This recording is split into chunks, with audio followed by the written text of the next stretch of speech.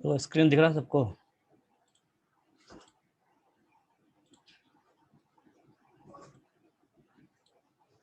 Screen सबको दिख रहा है?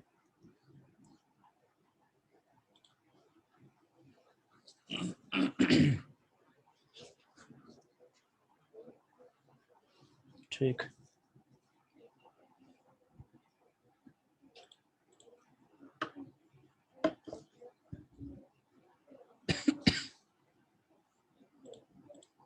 देखिए नेक्स्ट टॉपिक हमारा ऑक्टाहेड्रल वर्ड है।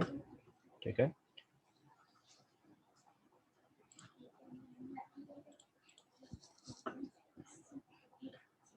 पहला 3 स्फेयर, फर्स्ट 3 स्फेयर इस तरीके से बनता है और उसके ऊपर 3 स्फेयर इस तरीके से। ठीक है, अगर इन स्फेयर्स को एटम्स का नोटेशन दिया जाए तो जो ब्लू वाला है ये मान लीजिए एटम 1, ये आपका एटम 2, ये एटम 3 हो गया, उसके बाद एटम 4, एटम 5 और ये एक एटम 6 हो गया। ठीक है, तो सपोज कीजिए कि ये सभी एनायंस हैं, मान लो मैं इसको क्लोरीन कह दूं Cl और ये Cl है, तो जो हमारा कैटायन होगा वो कैटायन इस बीच में आके बैठेगा इस तरीके से। ठीक है, ये जो मैं सर्कल दिखा रहा हूँ ये कैटायन का पोजीशन होता है। ठीक है, ये इसका जो होल है वहां पे बैठेगा और यहाँ पे जो हमको वर्ड देखने को मिलता है वो ऑक्टाहेड्रल वर्ड होता है, मतलब 8 चेहरे वाला होना चाहिए, 8 मुंडी आप कह सकते हो।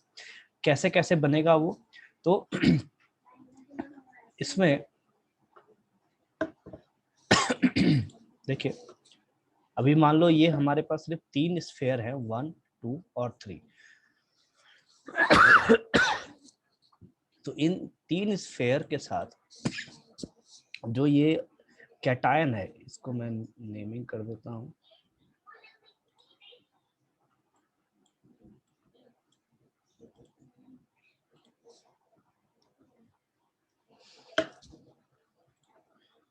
ठीक है, ये हमारा कैटायन है। तो ये कैटायन जब इसके साथ बैठेगा बीच में, तो यहाँ पे ये मुझे टेट्राहेड्रल का स्ट्रक्चर देगा। ठीक है, मतलब 4 फेसेस देगा या 4 मुंडी बना के देगा। तो इस तरीके से मुझे 4 हेड्रॉन मिलते हैं। इसी जगह पे जो वापस से 3 और स्फेयर आके बैठेंगे, 4, 5 और छठे स्फेयर आके बैठेंगे, तो वो तीनों स्फेयर भी इस कैटायन के साथ वो तीनों स्फेयर भी टेट्राहेड्रॉन का स्ट्रक्चर बनाते हैं। तो 2 टेट्राहेड्रॉन मिलके 8 ऑक्टाहेड्रॉन का निर्माण करता है, मतलब 8 चेहरे या 8 मुंडी का निर्माण करता है, या यूं कहे तो 8 कॉर्नर का निर्माण करता है।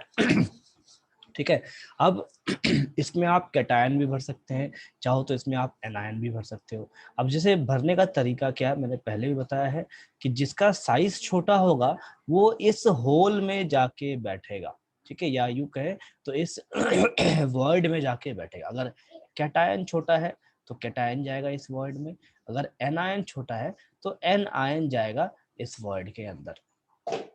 ठीक, एग्जाम्पल अगर देखना चाहें उस तरीके से तो हम देख सकते हैं CaF2। ठीक है, यहाँ पे आपका फ्लोरीन जो है उसका साइज छोटा होता है कैल्शियम से, तो कैल्शियम जो है वो बाहर में रहेगा। बाहर कहने का मतलब है ये जो सर्कल्स ब्लू और रेड कलर में दिखाया गया है 1 2 3 4 5 6, ये कैल्शियम हो जाएगा। और जो वर्ड में यहाँ मैंने ब्लैक सर्कल से दिखाया है ये फ्लोरीन हो जाएगा जब हम CaF2 की बात करेंगे तब। लेकिन जब LiCl की बात करेंगे तो यहाँ पे Cl मेरा बाहर वाला सर्कल हो गया, बड़ा वाला सर्कल, और लिथियम जो है वो मेरा ये ब्लैक वाला सर्कल हो जाएगा। और इस तरीके से एक ऑक्टाहेड्रल ज्योमेट्री बनता है। ठीक है, यहाँ पे मैं लिख दे रहा हूँ Li।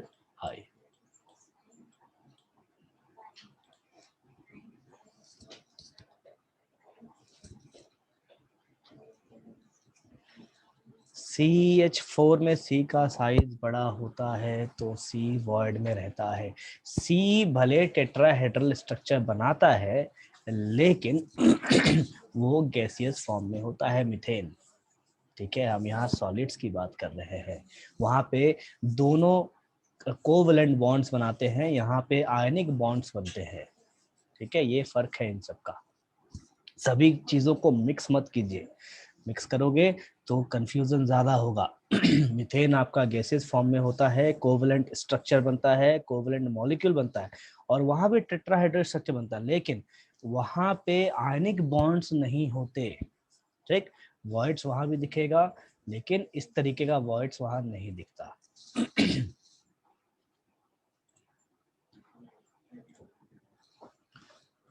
ठीक है, देन देखिए यहाँ पे ऑक्टाहेड्रल वॉइड लिखा हुआ है ऑलरेडी आपको, मैं इसको थोड़ा इरेज कर देता हूँ ताकि दिखे ढंग से। देखिए सेंटर में ओ लिखा हुआ है, ये आपका ऑक्टाहेड्रल वॉइड है।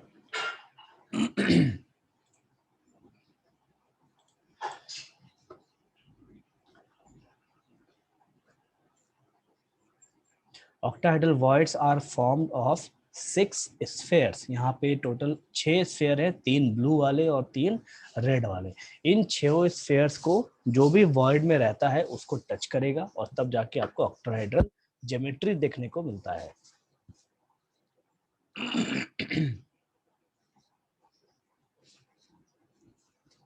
Since the octahedral voids are formed between both the layers, they are equal to the number of spheres। कहने का क्या मतलब है कि जब हम यहाँ पे ज्योमेट्री में देखेंगे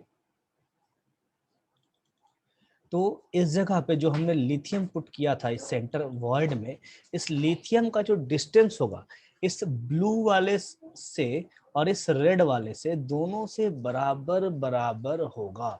ठीक है, ये लाइंस आपको वही कहते हैं। Since the octahedral voids formed between both the layers, they are equal to the number of spheres. ठीक है, वो सभी एक दूसरे से इक्वल होते हैं। देन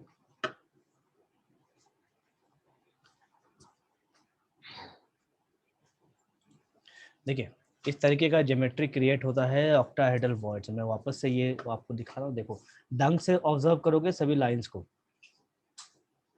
एक स्क्वायर है, स्क्वायर में सभी लाइंस को ज्वाइन किया गया है। ठीक, अब देखो लाइंस में जो अभी हमने स्फेयर देखा था, 3 स्फेयर, वो 3 स्फेयर यहाँ पे बिठाएंगे। जैसे एक स्फेयर था, इससे टच होता हुआ हमारा, सॉरी टच नहीं हुआ, एक स्फेयर, इससे टच होता हुआ दूसरा स्फेयर, और इससे टच होता हुआ तीसरा स्फेयर।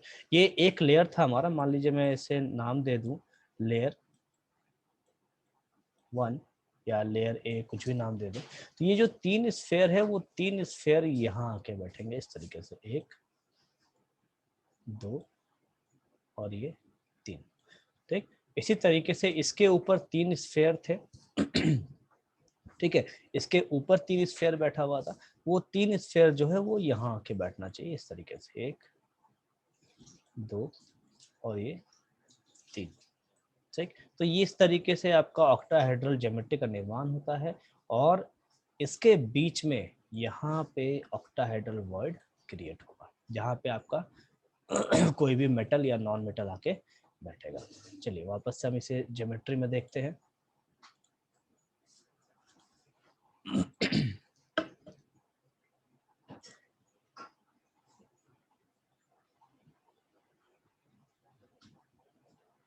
हाँ, ऑक्टाहेड्रल में 4 फेस ऊपर, 4 फेस नीचे।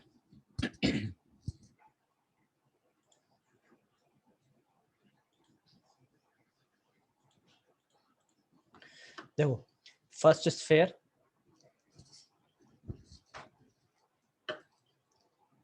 ये सेकंड स्फेयर, ये आपका थर्ड स्फेयर। पहला लेयर कंप्लीट हो गया ऊपर का, जिसको मैंने 1 2 3 मार्क किया था, वो आप कह सकते हैं कि कंप्लीट हो गया यहाँ पे।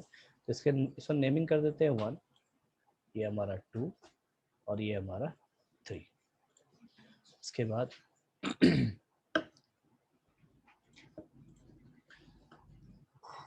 ये फोर्थ लेयर, ये पांचवा लेयर और ये छठा लेयर।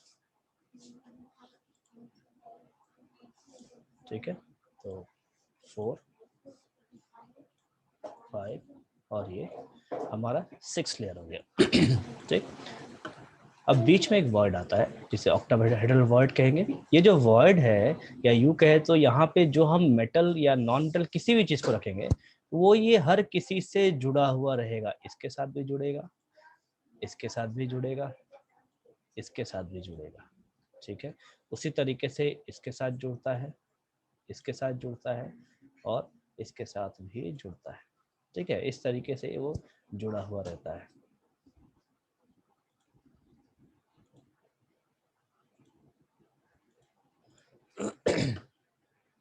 देखिए, ये हमारा ऑक्टाहेड्रल वर्ड है।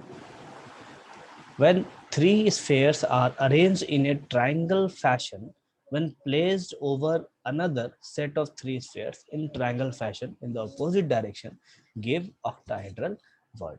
ठीक है, तो देखो मैं ये स्क्रीन आपको शेयर करूंगा। ये ड्राइंग्स आपको बनाने की जरूरत नहीं है, ये सिर्फ समझने के लिए है। ठीक है, कि 3 लेयर को और 3 लेयर को जब उस तरीके से हम अरेंज करेंगे जो मैंने आपको दिखाया था, तो हमें एक ऑक्टाहेड्रल ज्योमेट्री क्रिएट होते हुए दिखता है।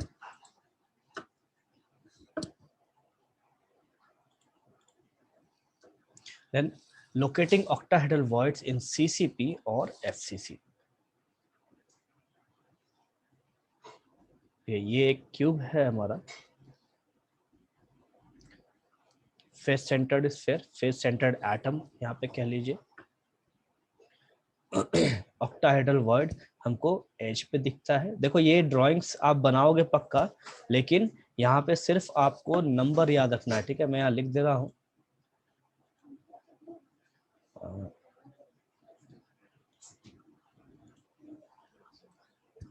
only number of octahedral word is to be memorized। ठीक है, ड्राइंग आप बनाओगे जरूर, लेकिन सिर्फ यहाँ पे नंबर याद रखोगे और कुछ नहीं। ये देखिए, पांचवा ऑक्टाहेड्रल वर्ड, फिर एक फेस सेंटर्ड एटम, फिर सामने वाला फेस का एटम, उसके बाद ये पीछे वाले फेस का एटम, ये हमारा राइट साइड का एटम। ये ऑक्टाहेड्रल वर्ड्स हो गए।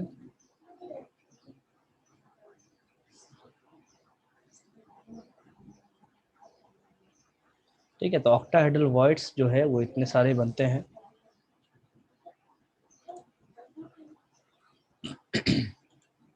वीडियो अपना कोई ऑन मत कीजिए। ठीक है, वीडियो ऑन करने से क्या होता है कि थोड़ा स्लो हो जाता है, मेरा भी स्लो हो जाएगा और आप लोग का भी स्लो हो जाएगा। Octahedral voids at the edge center, red spheres occupy face center। ठीक है, तो FCC और CCP में जो octahedral voids वो टोटल कितने हो गए? यहाँ पे टोटल voids हो जाएंगे, चलिए गिन के फटाफट बताइए कितने हो जाएंगे। 1 2 3 4 5 6 7 8 9 10 11 और ये 12। ठीक है,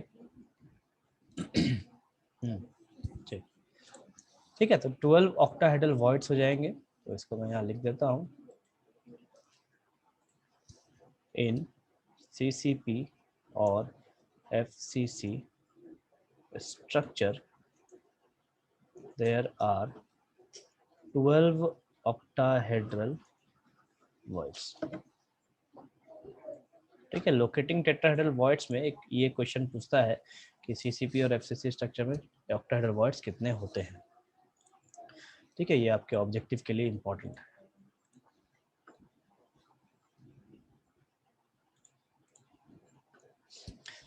चलिए, कुछ MCQs हैं।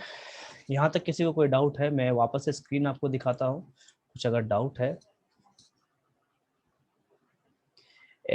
FFC या FCC में ऑक्टाहेड्रल वॉइड्स कैसे बना? 3-3 एटम्स को या 3-3 स्फीयर को आप अरेंज करते चले जाइए, 3 ऊपर 3 नीचे।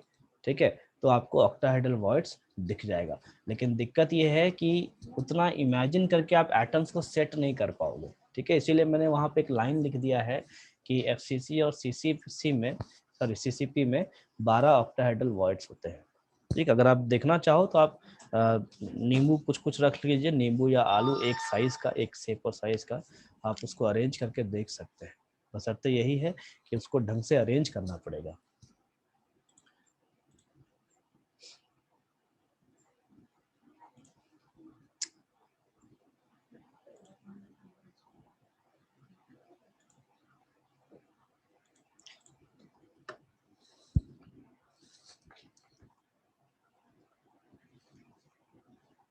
ठीक है, देखो आज आपको खाली वॉइड्स ही पढ़ाया है और कल का लेक्चर था, दोनों मिला के अभी कुछ क्वेश्चंस होंगे इसमें।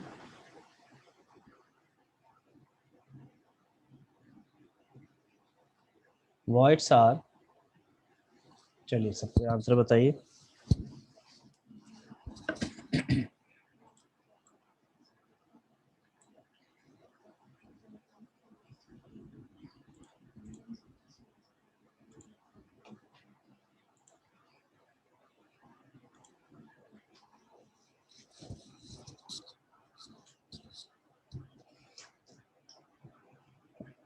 Voids are whole, free space in crystal, empty space या all of the above। ठीक है, जिनका डी ऑप्शन है, डी ऑप्शन सही है,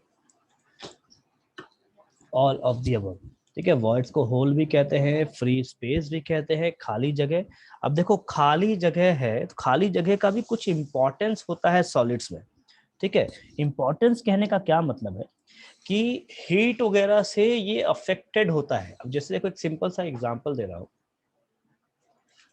मान लीजिए ये मेरे पास क्यूब है। ठीक है, इसको देखोगे, इसको ढंग से आप देखो और समझ लीजिए जो भी बता रहा हूँ, ये काफी इंपॉर्टेंट है बहुत छोटा सा चीज, लेकिन ऑब्जेक्टिव के लिए इंपॉर्टेंट है। इससे कोऑर्डिनेशन नंबर हमको कुछ कुछ पूछता है कभी बार।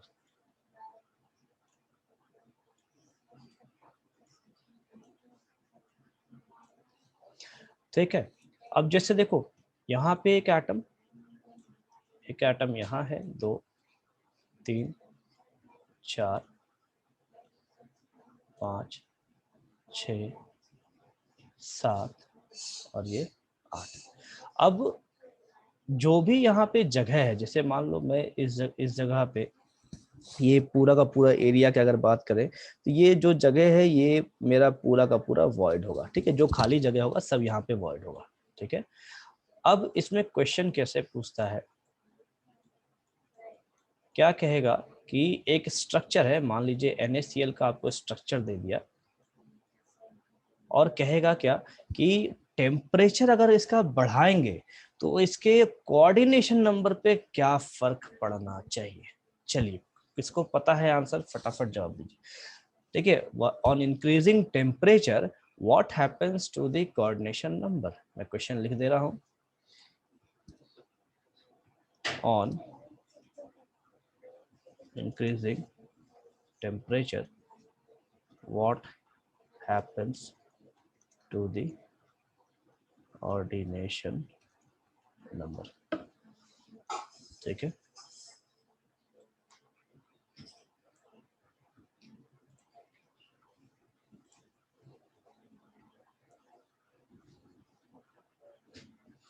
ठीक है, सही है, ठीक है मुनमुन।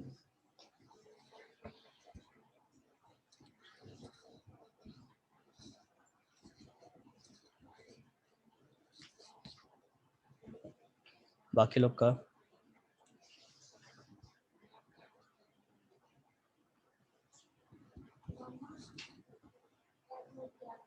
एटम का साइज कैसे बढ़ जाएगा, आप किसने लिखा, ऋषिकेश, कोऑर्डिनेशन नंबर पूछ रहे। हाँ अंशु, गुड मॉर्निंग। देखो जिसने जिसने डिक्रीज लिखा है उसका आंसर सही है। ठीक है,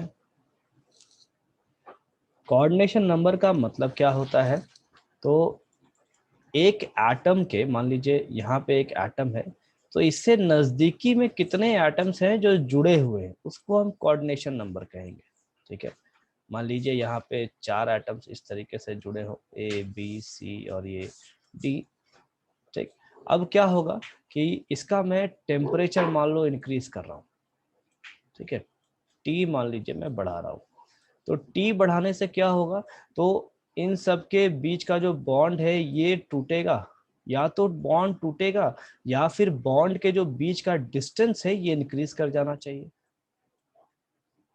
ठीक है, बॉन्ड का जो बीच का डिस्टेंस है वो इंक्रीज करेगा। अगर बॉन्ड का डिस्टेंस इंक्रीज करेगा मतलब ये जो सेंटर वाला एटम है और जो ABCD है ये सब एक दूसरे से दूर भागेंगे। तो अगर दूर भागेंगे तो हो सकता है कोई एक एटम इसको छोड़ के भी अलग हो जाए।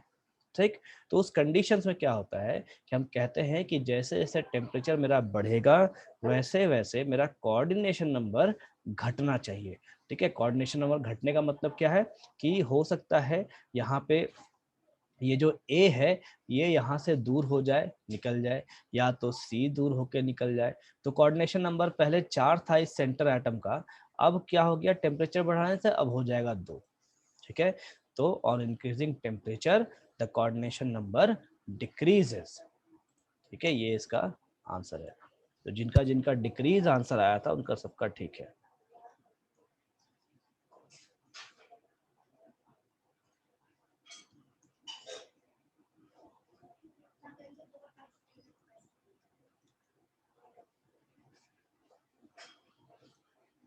ठीक है,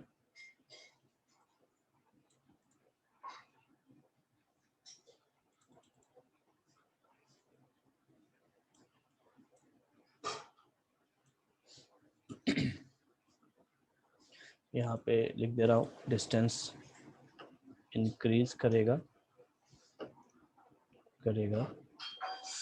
तो CN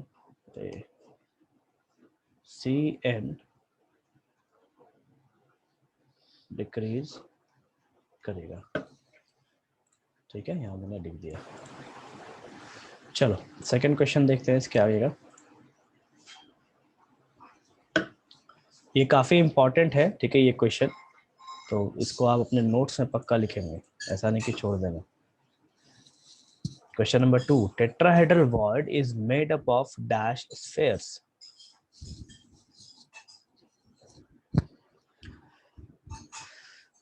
चलिए फटाफट जवाब दीजिए।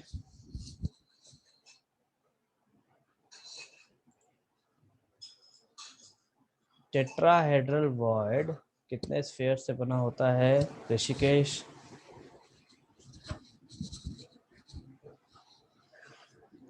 टेट्राहेड्रल का मतलब होता है 4 हेड वाला, 4 मुंडी वाला। ठीक है, तो इसमें जो आंसर है वो 4 होना चाहिए।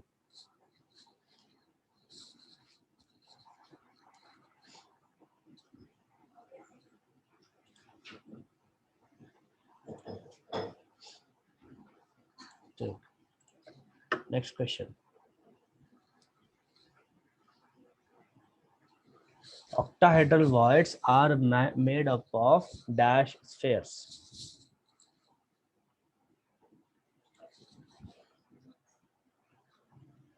शाहनवाज अपने स्क्रीन पे मत लिखो, यहाँ भी लिखाता है। ठीक है, बी।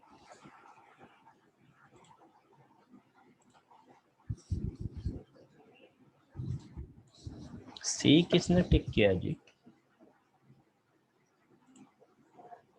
विक्की, 6 स्फेयर थे, 3 एक लेयर में और 3 एक लेयर में। 6 स्फेयर के बीच में हमारा कैटायन बैठता है और तब जाके हमको ऑक्टाहेड्रल दिखता है। ठीक है, 3 स्फेयर प्लस कैटायन हमको टेट्राहेड्रॉन देगा और 3 स्फेयर प्लस कैटायन हमको टेट्राहेड्रल देगा। ठीक है, तो टेट्राहेड्रल और टेट्राहेड्रल मिलके ऑक्टाहेड्रल बनाता था। ऐसे देखो, वापस से दिखा दे रहा हूँ, एक स्फेयर, 2 स्फेयर, 3 स्फेयर, और ठीक इसके ऊपर में 3 स्फेयर बैठा था ऐसे करके, 1 2 और 1 3, ऐसा स्फेयर था। ठीक है, तो ये इसके बीच में हमको एक एटम था।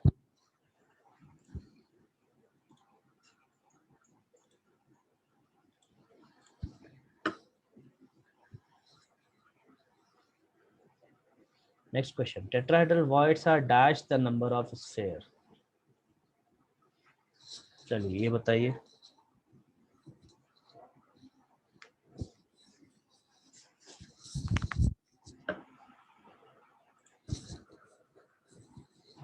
ठीक है मुनमुन, संयम का भी ठीक है, ज्योत्सना का गलत है आंसर, प्रियंका का गलत है, राशि का भी गलत है, शाहनवाज गलत है, सन्नी गलत है, विक्की का सही है। बाकी लोग सबको आंसर दीजिए। ऋषिकेश का सही है, नंदनी भी सही है, अंशु का गलत है, पीयूष गलत है, मनु का ठीक है। देखो नोट्स में चेक कीजिए, नोट्स में लिखाया है मैंने। विपुल गलत है, उसके बाद प्रियांशु ठीक है, शाहनवाज गलत है आपका, जया गलत है,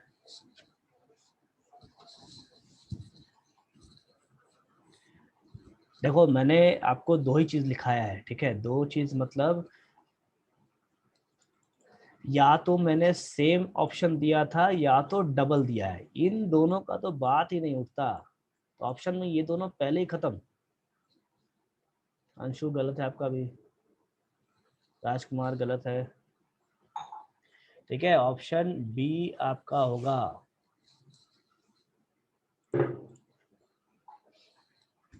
देखो मैंने लिखाया था आपको जेड, जेड अगर एटम है तो ऑक्टाहेड्रल जो होगा वो हो जाएगा सेम, और जो टेट्राहेड्रल होगा वो हो जाएगा डबल। समझ में आया बात? ये मैंने नोट्स में आपको दे रखा है।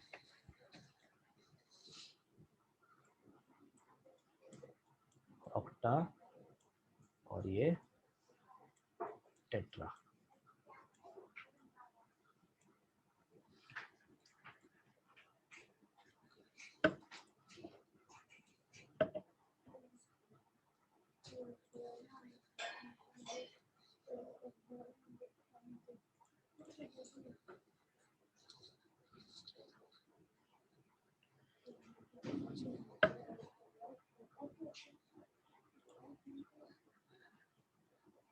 आवाज नहीं आ रहा? अभी जा रहा है आवाज? तनीश, पूरा क्लास हो गया उसका बोलते आवाज नहीं जा रहा है जी।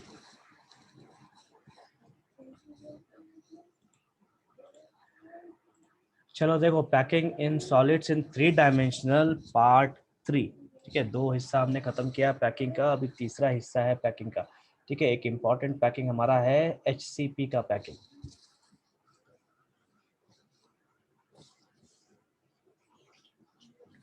ठीक, 3 डायमेंशनल टेट्रा ए टाइप, ABC टाइप और AB टाइप अरेंजमेंट, ठीक है, ये मेरे ख्याल से आप सबका लिखा हुआ होगा नोट्स में। Before we understand AB and ABC type of packing, let us see the types of voids. ठीक है, voids मैंने पढ़ाया है आपको, फिर भी थोड़ा बहुत हम वापस से देख लेंगे। AB type arrangement, simple cubic unit cell का स्ट्रक्चर दिखा रखा है।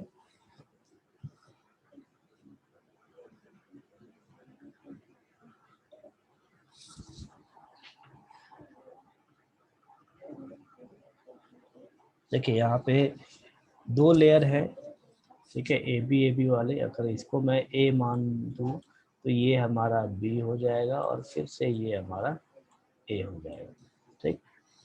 यहाँ पे हेक्सागन लिया गया है, ये बीच का एक एटम है और इसको टच करता हुआ 6 एटम्स है जो हेक्सागन का नेचर दिखा रहे हैं, ठीक है। अब इसी चीज को वापस से ऑब्जर्व करेंगे। फर्स्ट उसके जो हमारा डिप्रेशन है, डिप्रेशन कहने का मतलब है यहाँ पे जो ट्रायंगुलर वॉइड आपको दिख रहा है, देखिए ग्रीन सर्कल के बीच में आपको ट्रायंगुलर वॉइड दिख रहा है, उस वॉइड के ऊपर हम अपना स्फेयर को बिठाएंगे, ठीक है। जैसा क्लास में मैंने आपको दिखाया था 3 नींबू के बीच में जो खाली जगह है, उस खाली जगह के ऊपर हमने चौथा नींबू बिठाया था। तो यहाँ पे इन 3 ट्राइंगल्स, जैसे ये 2 और 3 ट्राइंगल्स के ये जो डिप्रेशन जगह है वहां पे हम चौथा स्फेयर को बिठाएंगे, ठीक है। फिर नेक्स्ट स्फेयर बैठेगा इस तरीके से, फिर नेक्स्ट स्फेयर बैठेगा, फिर नेक्स्ट, फिर नेक्स्ट, फिर नेक्स्ट, फिर नेक्स्ट।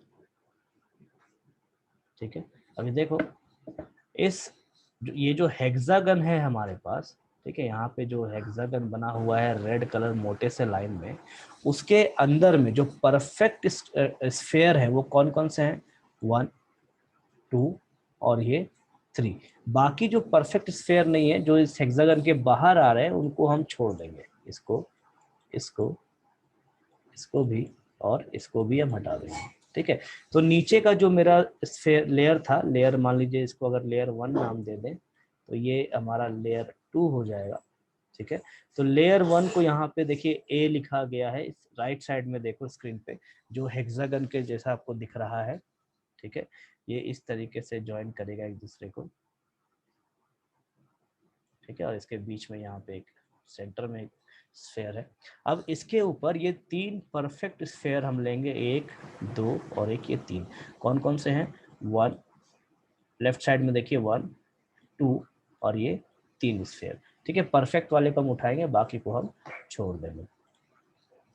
उसके बाद वो हो गया हमारा लेयर बी। यहाँ पे मैंने लेयर 2 लिखा है लेफ्ट साइड में, और राइट साइड में लेयर बी लिखा हुआ है। ठीक है, अब देखो उसके बाद जो इसके ऊपर बैठा है, इसको मैं दूसरे कलर से लिखूंगा।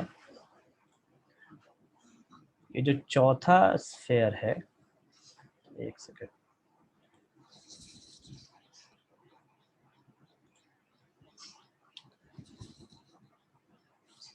यहाँ पे जो चौथा स्फेयर है हमारा, ये वाला। ठीक है, चौथा स्फेयर देखो, ब्लू टिक मैंने इसको किया है। वो चौथा स्फेयर कहाँ पे बैठ रहा है? तो इस जगह पे देखिए येलो कलर से दिखाया गया है राइट साइड में। ठीक है, येलो कलर से लाइन से दिखाया गया है कि चौथा स्फेयर, एक मिनट, ये कलर मैच कर गया क्या?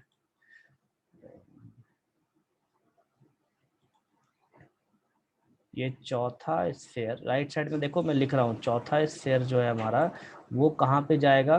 तो इस ऊपर के लेयर बी के जो यहाँ पे रेड सर्कल में कर रहा हूँ, जहाँ पे वॉइड क्रिएट हो रहा है, उस वॉइड पे जाके बैठा है। ठीक है, अगर बैक करता हूँ तो देखिए इस जगह पे मैं इसको इरेज कर दे रहा हूँ, ढंग से वापस से ऑब्जर्व करेंगे।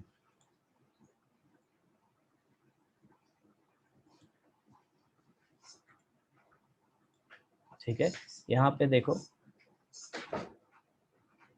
लेफ्ट साइड में देखिए रेड कलर से मैंने टिक किया है। उस रेड कलर पे का जो स्फेयर है, ये जो स्फेयर है, सॉरी स्फेयर नहीं, ये जो होल है यहाँ पे जनरेट हुआ है, इस होल के ऊपर एक लेयर आके बैठेगा, सॉरी एक लेयर नहीं, एक स्फेयर आके बैठेगा, जिसको मैं एटम या स्फेयर 4 का नाम दे रहा हूँ। ठीक है, अब देखो इस जगह पे स्ट्रक्चर को ढंग से ऑब्जर्व कीजिए। एक लेयर आके बैठ गया, ये लेयर कहाँ बैठा है? तीनों स्फेयर के खाली जगह पे। हाँ राशि, राशि कुछ पूछना है क्या?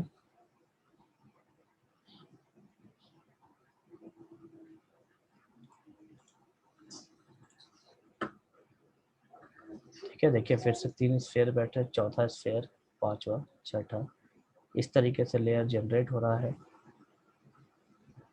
ठीक, अब देखो हमारे पास पहला लेयर कौन सा था? लेयर ए, जिसमें 6 है, मतलब हेक्सागन बन रहा है। फिर है लेयर बी, जिसमें ट्राइंगल बन रहा है। और फिर से लेयर सी आया है, जिसे मैं लेयर L3 का नाम दे दूं लेफ्ट साइड में। आवाज नहीं आ रहा है, अभी जा रहा है आवाज? चलो ठीक है, रहने दो, अभी 1 ही मिनट बचा हुआ है, ये वीडियो ऐसे भी खत्म हो जाएगा। इस टॉपिक को मैं वापस से कल डील करूंगा। ठीक है, ये थोड़ा लंबा टॉपिक है।